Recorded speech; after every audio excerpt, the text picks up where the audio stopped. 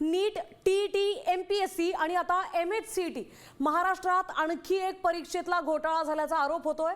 Engineering कॉलेजातील प्रवेशासाठी घेतलेल्या CET परीक्षेत 99 ते 100% गुण मिळालेल्या 136 विद्यार्थ्यांना 12वीच्या बोर्डाच्या परीक्षेत पीसीएम गटात केवळ 40 ते 60% गुण मिळाल्याचा आरोप होतोय आणि या संदर्भात एका शिक्षकाचा व्हिडिओही समोर आलाय। सीईटी सेलनं मात्र गैरप्रकार झाल्याचा आक्षेपाला नकार दिलाय। सीईटी सेलनं मुंबईतल्या आझाद मैदान पोलीस ठाणे आणि राज्याच्या इतर सायबर सेलकडे आता तक्रार दाखल केली आहे। व्हायरल व्हिडिओतील दाव्यांची सखोल चौकशी करण्याची मागणी करण्यात आली आहे।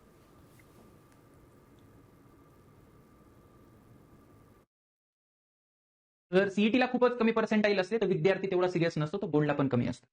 याचा डेटा हा बिलकुल मॅच करत नाही। 2024 चा बघा, याचा रँक 3 आहे, ज्या विद्यार्थ्याचा रँक 3 आहे आणि ज्याचे पर्सेंटाईल आहे 100 म्हणजे टॉपर आहे। टॉपर महाराष्ट्रामध्ये 36 जिल्हे, असं समजा तुम्ही हे एखाद्या जिल्ह्याचा टॉपर आहे। तर आता जो जिल्ह्याचा टॉपर आहे, जिल्ह्याचा जो टॉपर आहे त्याला बोर्डमध्ये किती पर्सेंटेज पडतात?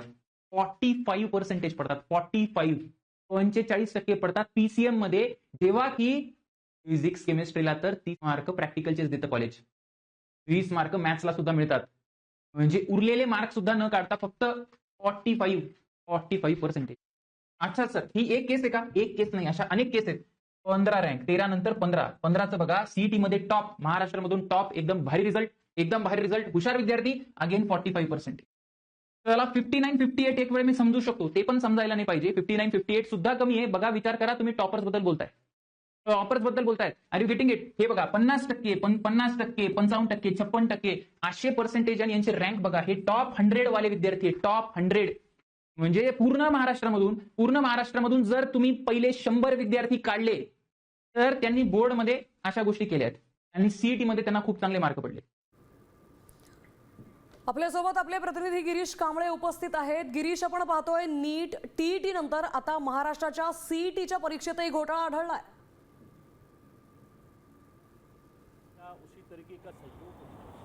नक्कीच, आता जो सीईटीचा निकाल लागलेला आहे त्या निकालामध्ये देखील आता घोळ असल्याचा दावा करणारे जे ऑडिओ क्लिप आहेत ते आता व्हायरल होत आहेत, ज्यामध्ये विद्यार्थ्यांना त्यांच्या मनाप्रमाणे सेंटर मिळणार आहेत, कॉलेजेस मिळणार आहेत, त्यासाठी 15-15 लाख रुपये द्या, अशा पद्धतीचे जे ऑडिओ क्लिप्स आहेत ते आता व्हायरल झालेले आहेत। या सगळ्या संदर्भात जे सीईटीचे सेलचे जे दिलीप सरदेसाई जे आयुक्त आहेत त्यांची प्रतिक्रिया देखील आपण घेणार आहोत। त्यांच्या कार्यालयाजवळ आहोत आपण, त्यांच्याकडून या सगळ्या संदर्भातील स्पष्टीकरण आहे ते आपण घेणार आहोत। कारण ज्या पद्धतीने आता हे सर्व समोर येत आहे हे अत्यंत गंभीर आहे। कारण याआधी नीटचे या परीक्षा असतील, त्याचे जे पेपर लीक झाले आहेत, आता सीईटी जी महत्त्वाची परीक्षा आहे, इंजिनिअरिंग असेल, याशिवाय मेडिकलसाठी जे आहेत त्या सगळ्या संदर्भातील ह्या परीक्षा आहेत। आणि ह्या परीक्षा जेव्हा या सगळ्या संदर्भातील जे काही प्रश्न, जे काही ऑडिओ क्लिप्स व्हायरल होत आहेत, व्हिडिओ जे काही व्हायरल होत आहेत, ते त्यावरून आता गंभीर प्रश्न आहेत ते उपस्थित केले गेलेले आहेत। ज्यामुळे आपण बघितलं तर काही विद्यार्थ्यांचे जे HSC मधील जे मार्क्स आहेत ते जवळपास आपण बघतोय की जे 40% असतील, 50% असतील, त्यांचे पर्सेंटाईल जे सीईटी पर्सेंटाईल आहे ते 100 पर्यंत आहे। तर काहींचे ज्यांच्या जे HSC मधील जे टक्के आहेत 90% ज्यांना टक्के मिळालेले आहेत, त्यांचे मात्र सीईटीचे जे पर्सेंटाईल आहे ते मात्र 40 पर्यंत आहे। ही एवढी तफावत कशी काय, हा प्रश्न देखील उपस्थित केला जातो आहे। आणि जेव्हा काही ऑडिओ जे व्हायरल झालेले आहेत त्या ऑडिओमधील देखील आपण जर पाहिलं, ती ऑडिओमध्ये एक व्यक्ती सांगतोय की जर तुम्हाला VJTI कॉलेज पाहिजे असेल तर मग तुम्ही या माझ्या ठाण्याच्या कॉलेज कार्यालय आहे ठाण्यामध्ये, त्या ठिकाणी तुम्ही या सगळ्याचा खर्च जवळपास 15 लाखापर्यंत होईल असं देखील ते सांगतोय। आणि आमच्याकडे जवळपास 200 पेक्षा अधिक क्लायंट्स आहेत असा एक दावा या ऑडिओमध्ये आपण बघतोय। आणि त्यामुळे या सगळ्या संदर्भातील आता तक्रार आहे ते सीईटीने आझाद मैदान पोलीस स्टेशनला देखील केलेली आहे। सरदेसाई जे आयुक्त आहेत त्यांनी या सगळ्या संदर्भातील तक्रार केली आणि या सगळ्याची चौकशी केली जाणार आहे। त्यामुळे आता या सगळ्या संदर्भातील काय नेमकं उत्तर दिलं जातं आहे, हे यामध्ये खरंच सत्य आहे का, या सगळ्या संदर्भातील स्पष्टीकरण नेमकं काय देतात हे देखील पाहणं महत्त्वाचं असणार आहे। राज्य सरकारकडून काय यावर उत्तर देत आहे हे देखील पाहावं लागेल।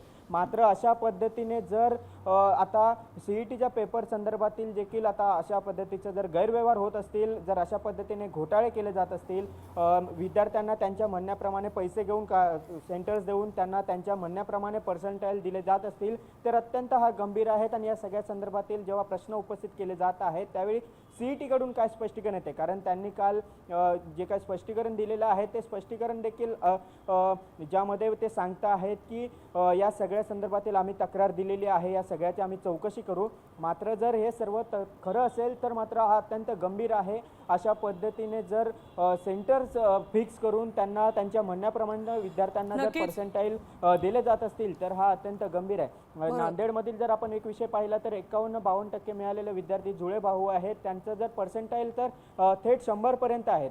त्यामुळे जे काय नक्कीच आपण हे गिरीश, सर्व आपण पाहतोय मोठे घोटाळे यात असण्याची शक्यता वर्तवली जाते. तर सीईटी कडनं आता तक्रारही दाखल करण्यात आलेली आहे. मात्र नीट, टीईटी आणि त्यानंतर आलेला हा आरोप सीईटीवर होतोय.